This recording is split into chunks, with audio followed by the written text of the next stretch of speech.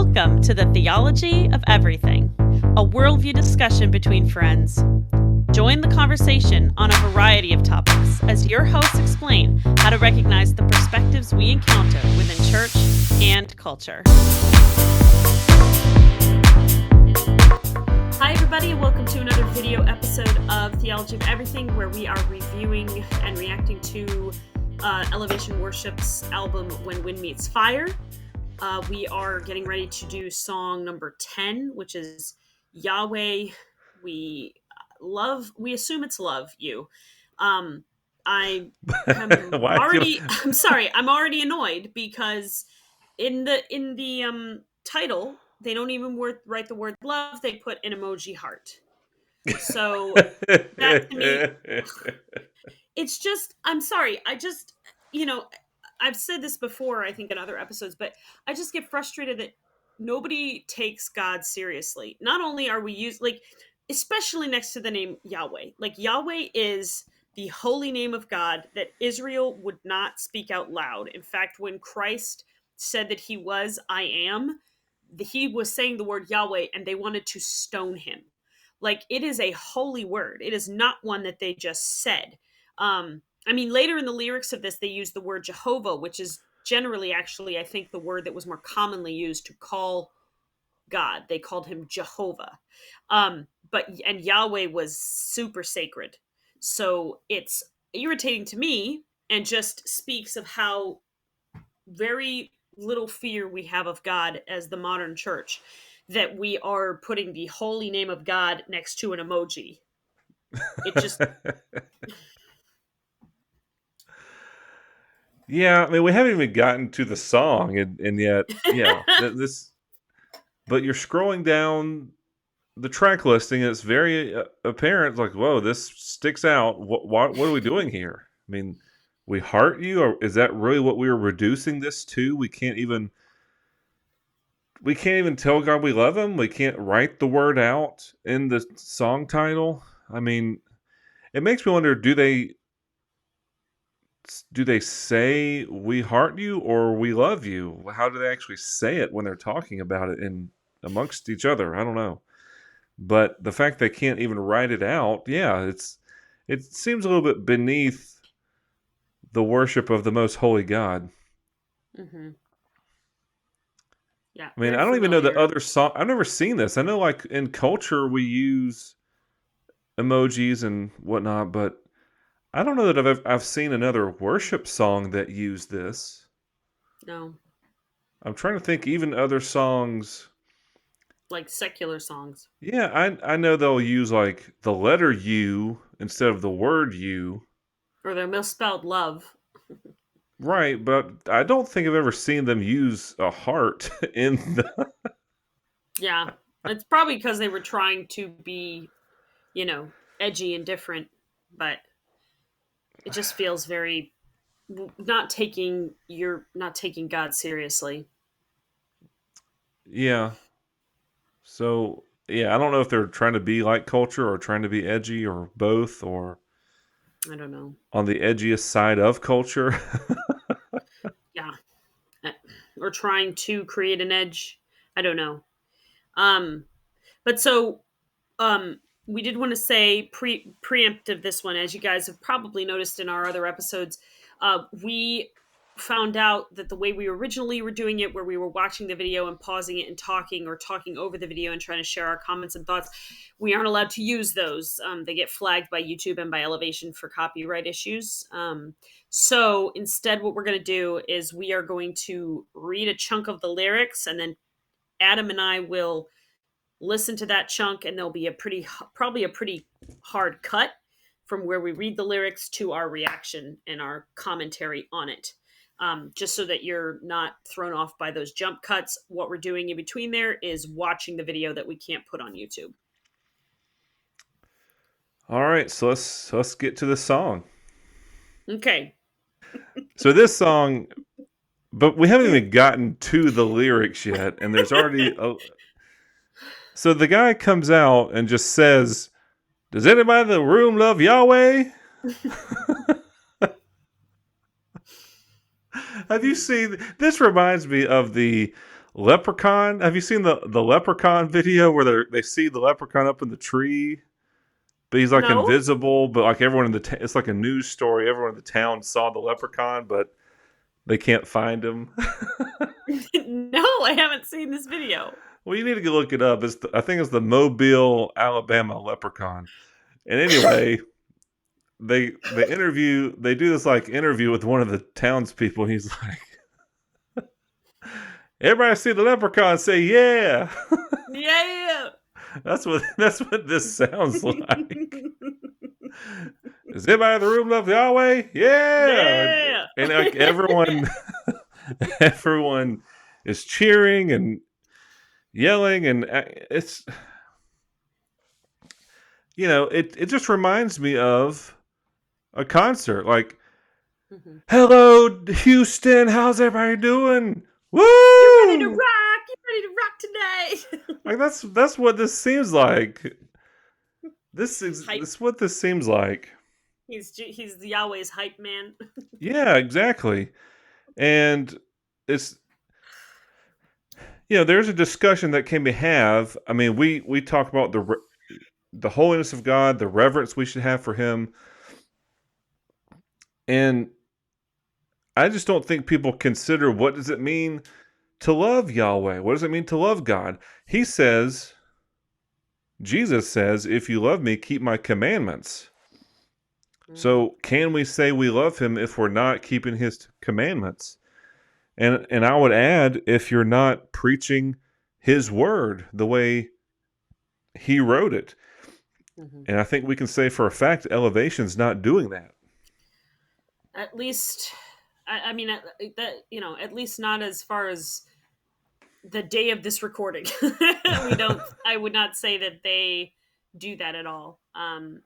Like we've talked about before, there was always hope for repentance and for change, but at this point, no, I don't think of the church. Now, maybe people within the church on a low community level, but definitely not the leadership.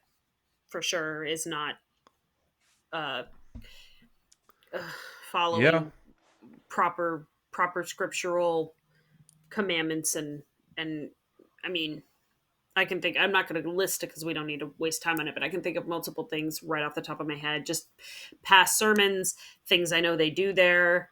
uh just very the culture is not, it is definitely not God focused, I guess is what I'll say. Yeah. So just this idea that, yeah, we love Yahweh and he loves me, and but we're not going to do what he says, and we're not going to study his word. It just seems kind of empty and not sincere. And I think the people who really do study his word, and historically the people who've really understood and wanted to learn about the holiness of God, have had a certain reverence for him. Mm-hmm. And that's why they don't treat him like he's just this celebrity who's in the room and we're going to cheer for him or something like that. Mm-hmm. So not starting out great, I will say that. Well, let's see. We'll We haven't see. even made it to the actual song yet. Okay, here we go. Okay, so the lyrics start out: Mighty warrior, sovereign king, you win every battle, even in the shadows. Gentle father, rich in love, you clothe the orphan and double their portion. Roaring waters, rushing wind, winding like a fountain, moving every mountain. Great Jehovah, the architect, Alpha and Omega, holy waymaker, and then come on, sing. So I will say, starting out with positives, okay? Um, this so far is very God focused. Um, Yep. I haven't seen the word I once, which is really unusual in an elevation song. Yeah. Yep. And I also like the fact that they seem to be dealing with all three parts of the Trinity, which we had mentioned in a previous couple of songs. How they don't handle the Trinity well. So this is good. So there's the first kind of chunk of the verse talking about God the Father, the second chunk kind of talking about God the Spirit, Before we get into the chorus, I'm assuming that if I'm scrolling down here, it looks like what I have as the second verse, you have the third verse. It's going to talk about Jesus Christ, the Son. So I like that. Yeah. I mean, I think too. I think so far it's starting out very good. I mean, we said we had our rules for the good worship song, and number one was, does it glorify God? And uh, I would say so far Mm-hmm. this is glorifying God, so that's good. Yeah. So what do you think about this? Even in the shadows idea, you win every battle, even in the shadows. Yeah, so that's so even in the shadows, and then in verse two, the phrase, or in the chunk two, the phrase "holy waymaker" are probably the two things that I'm kind of irritated with. So I don't like them say. I mean, God, if they're going Old Testament, which that's what Yahweh is from the Old Testament.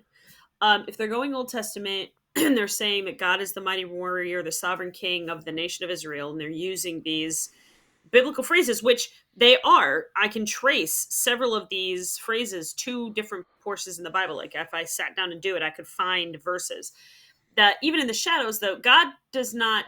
When he was the mighty warrior and he was the king that was leading the theocratic nation of Israel, he did not battle from the shadows. It was very clear that the nation of Israel followed Yahweh, um, or Jehovah. That was the name, and that was what made them a fearsome army. Was their God. The cultural at the time, you were known as a culture by your god or goddess.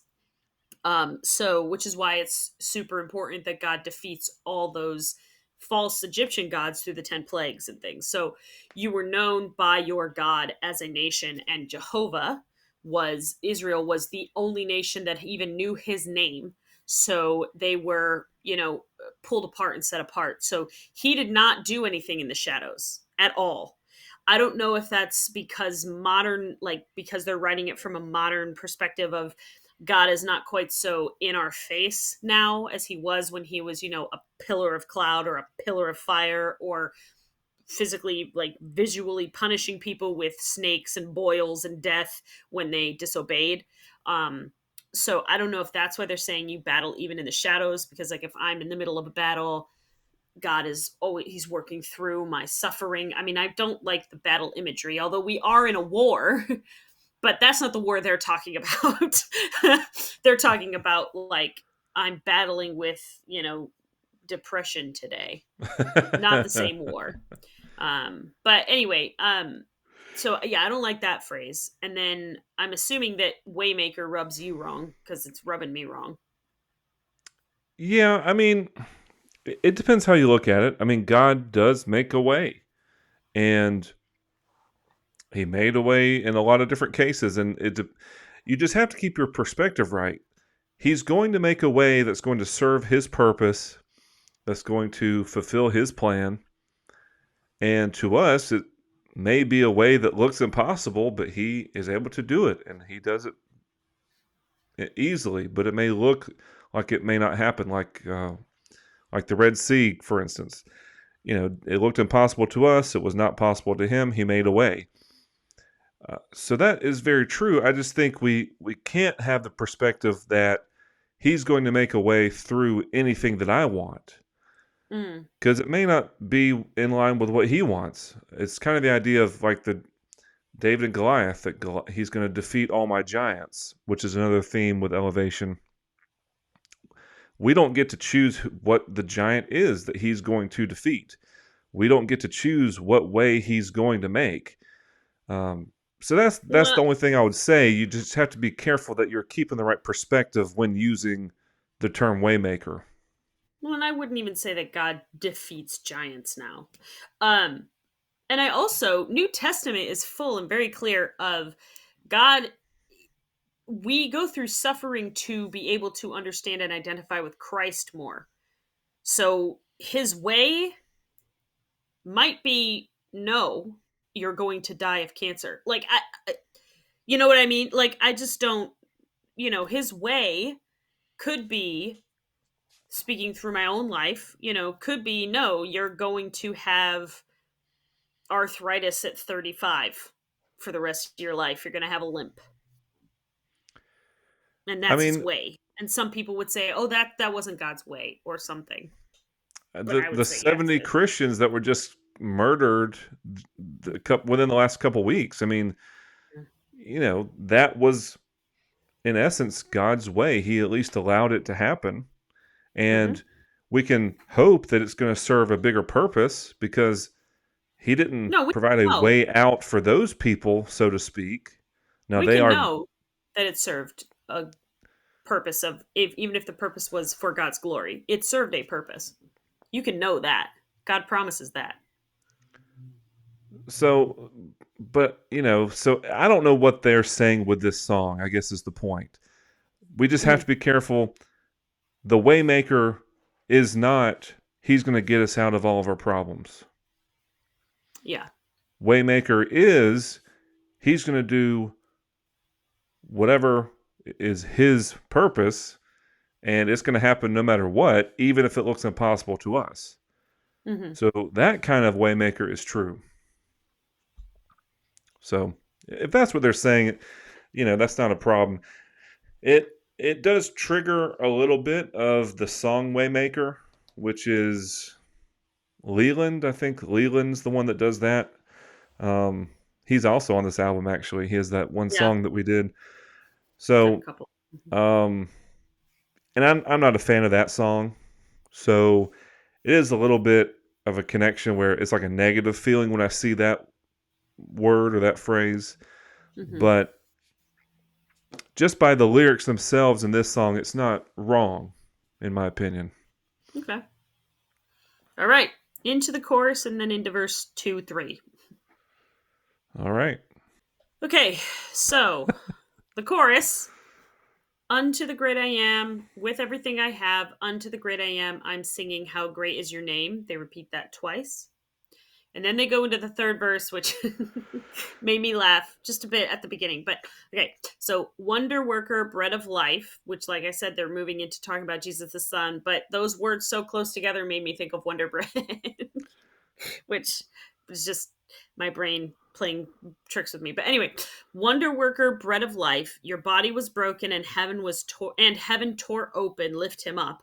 Now resurrected and lifted high, risen Messiah, glory in the highest. Oh, sing. So I gotta say, with the chorus, it's actually pretty good. Mm-hmm. Again, it's glorifying God. It's talking about Him. It's praising Him. It's not really talking about us. Other than that, with everything that I have, I'm going to praise Give it to God and you. say how Mm-hmm. great He is. So I Mm-hmm. think that's a great thing. Mm-hmm. Um, Now with the verse, I think again it's pretty good. Mm-hmm. I do like that it talks about Jesus' body was broken. He gave himself up for us. He went through a sacrifice for us.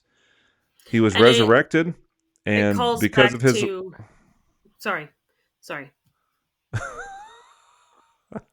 just go ahead.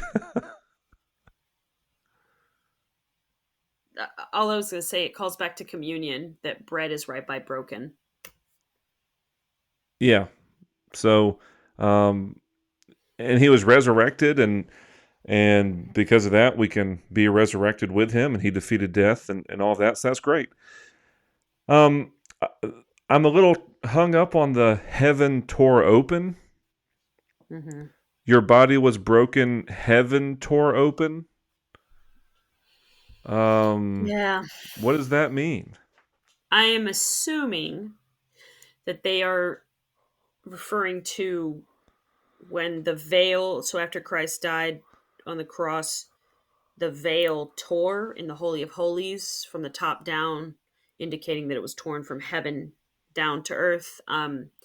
The Holy of Holies was the most inner part of the temple where only one priest would go a year to actually into the holy presence of God.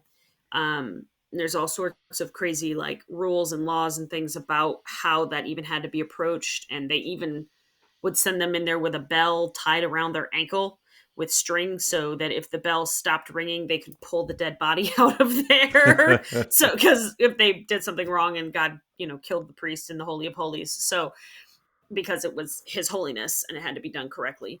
Um, so that's what I assume that they're talking about, is that the veil that divided us from God was broken or is Which makes ripped. sense, but why not just say the veil tore open? Why are you saying heaven tore open? That's not really the same thing.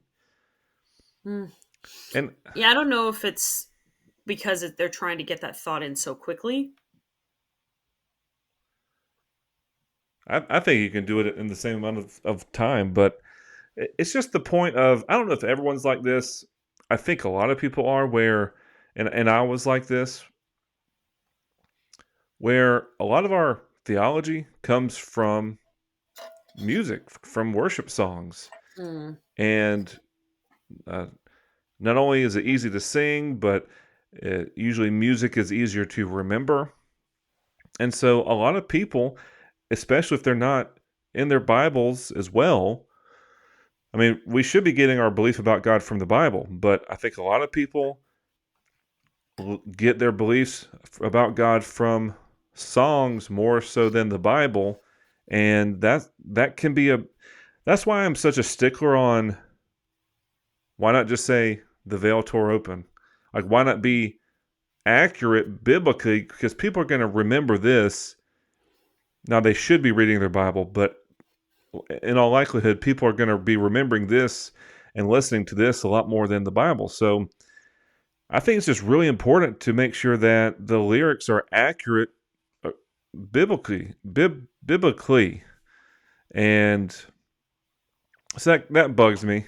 I think you could just say, your body was broken, the veil was tore open. You could say it the same amount of lines, the same amount of Hmm. time. So that's just kind of annoying. But Yeah, I guess I'll say that also. I mean, I that's probably true. People getting their theology from songs, and very clearly, there's, as we said at the very beginning, there's a total lack of understanding of how important and holy the name Yahweh actually is.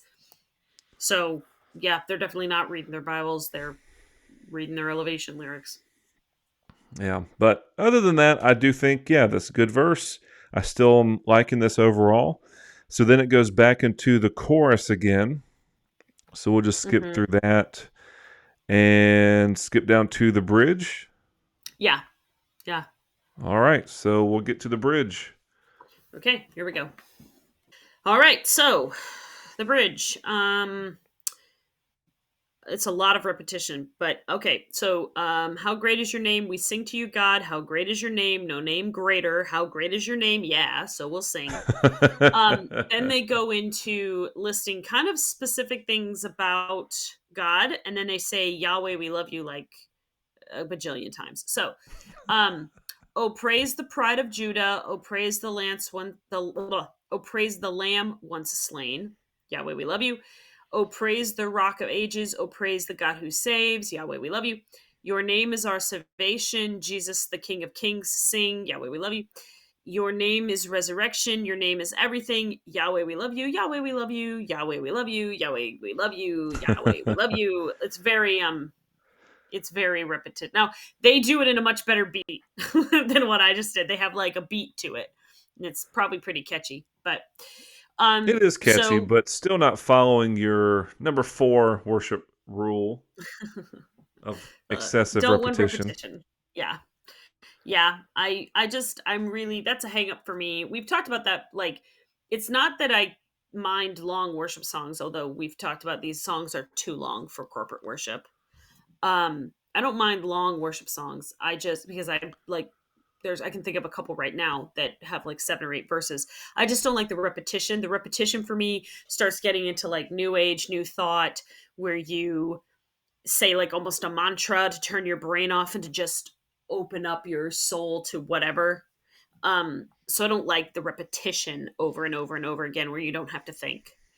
But I don't mind the listing here of like specific things. Once again, specifically praising God for specific things. I'm a fan of that.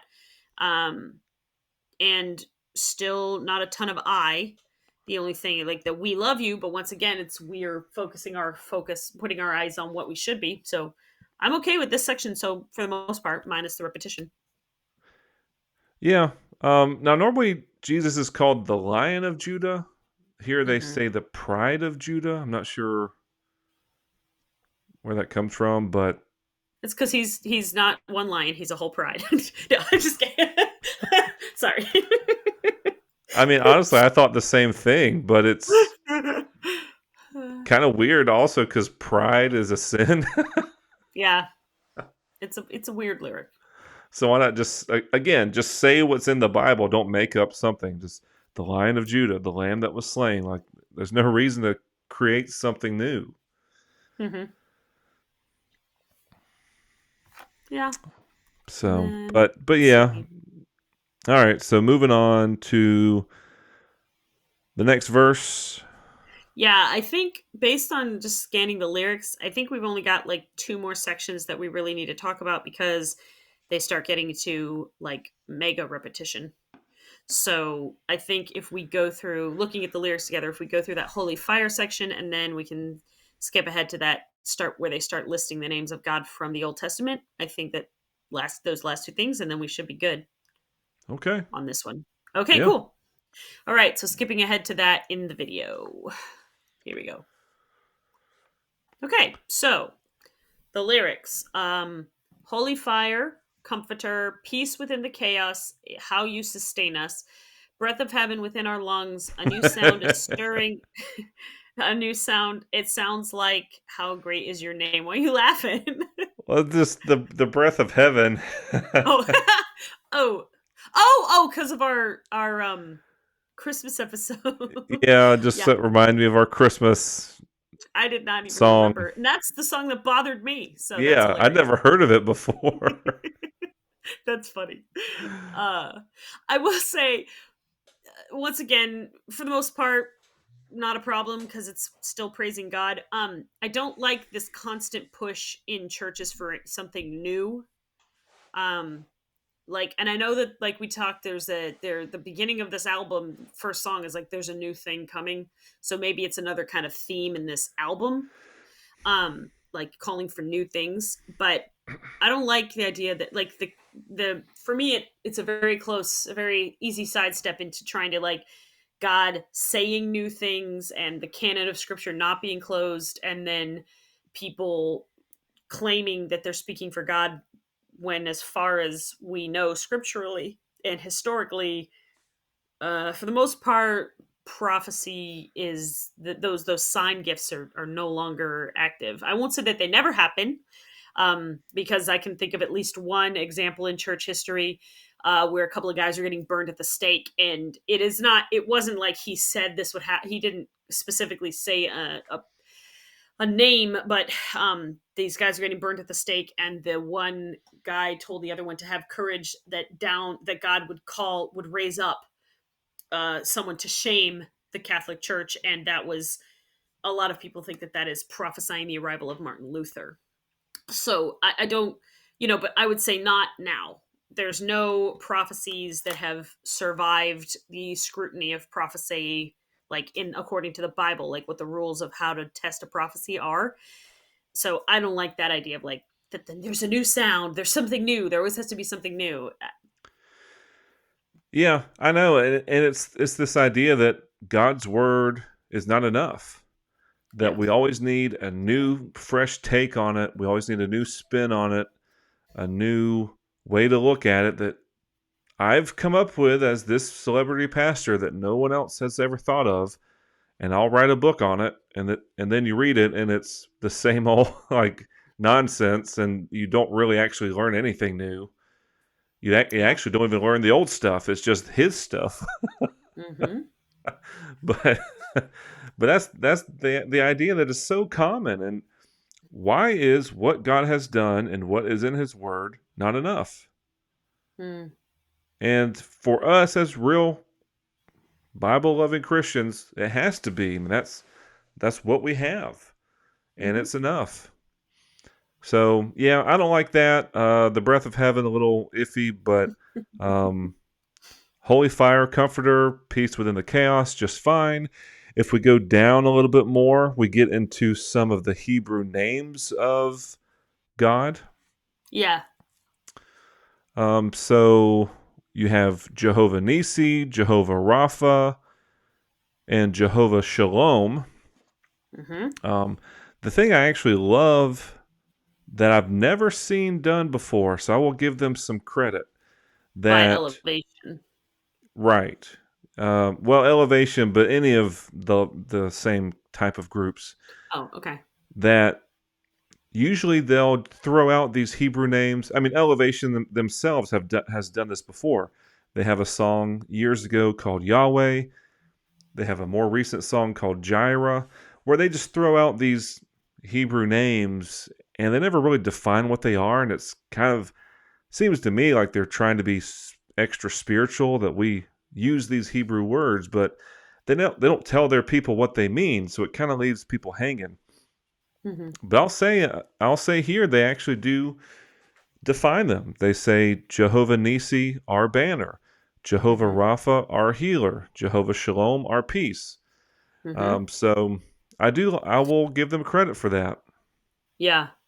And I'm pretty sure that all these are in the Old Testament. This is when I was saying earlier that they didn't say the word Yahweh, they would say the name Jehovah.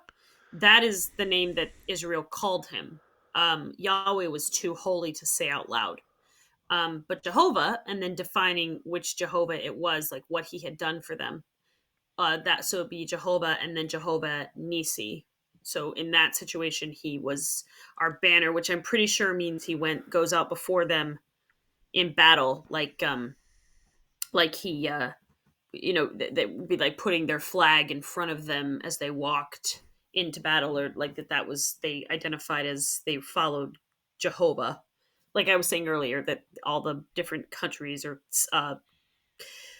states, the different people were known by their gods. So they were Jehovah was their banner, Yeah. I think. Um, yeah, and that comes from Exodus. Jehovah, what was the other one? Rapha is from Exodus. Jehovah Shalom was from Gideon. Um, so In yeah, Judges, yeah, Judges, yeah, yeah. the story of Gideon. Yeah. um, So, so yeah, I'll just say for the most part, and like I said, the rest of this just repeats. So I don't think we need to spend time talking about it because it just says the same stuff. I will say for the most part, I liked it. It definitely worshipped God. I feel like it was probably one of the better ones on the album. Not great, but not terrible. And I guess thematically, the only thing I would say is I'm kind of sad that they didn't just use all Jehovah names just from Exodus, since two of them came from Exodus. But that's just a preference thing. Um, yeah, but that's just a me. overall, I think it's a really good song. We've mentioned the things we don't like as much, but honestly, this is probably in my top two songs on this album as far as biblical lyrics and uh, decently uh, good song to praise God and to worship God. I don't like the length of it as much for a corporate worship. It's that doesn't Yeah, mean you can't. That doesn't mean it's not fine for listening privately, but it is a little long, and you don't like the repetitiveness for yeah. corporate I mean, setting. yeah, we have it like paused, and there's still like 3 minutes left of this song, Yeah, and so it is too long. But yeah. But but overall great song. So we will give them credit. All yeah, right. So we will be so back three with out of y'all. 10 3 out of 10. So that's on the almost album so passing. far. Almost Almost. passing. We will be back with the next one then. What's our next song? The next one is called It's Another One. And that's the name of it, Another One. All right. Well, we will be back with y'all next time with another one. Another one. Okay. See y'all then. Bye. Thanks for listening to this week's discussion on the theology of everything. Please join the conversation by following us on Instagram at Theology of Everything. This is where we post content that relates to the current topic and where you can share your thoughts with us.